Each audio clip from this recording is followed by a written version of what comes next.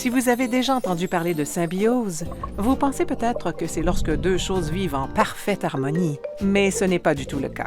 La symbiose décrit toute forme de relation entre deux créatures vivant à proximité l'une de l'autre, et cela va de la colocation que l'on remarque à peine, au colocataire pique-assiette dont on n'arrive pas à se débarrasser. Commençons par le mutualisme, la bonne forme de symbiose où les deux parties en profitent. Comme ce corail, qui, si l'on regarde de plus près, est en fait constitué de milliers de polypes, chacun abritant dans ses minuscules tentacules des algues, appelées zooxanthelles. Les zooxanthelles utilisent le corail comme lieu sûr pendant qu'elles réalisent la photosynthèse et, en retour, le corail profite de la nourriture supplémentaire. Il existe également des relations symbiotiques unilatérales. C'est ce qu'on appelle le commensalisme. En nageant autour d'un récif corallien, vous trouverez peut-être un requin avec des traînées grises. En y regardant de plus près, ces traînées sont en fait de longs poissons maigres appelés rémoras, et ils ne dérangent pas du tout le requin.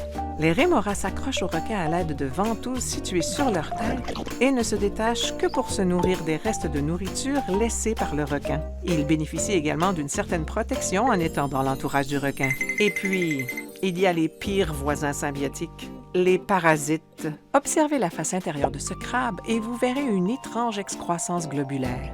Il s'agit de l'organe reproducteur d'une balane parasite appelée saculine. Invisible de l'extérieur, les vrilles de la saculine, qui ressemblent à des racines, s'enroulent autour des organes du crabe et absorbent les nutriments.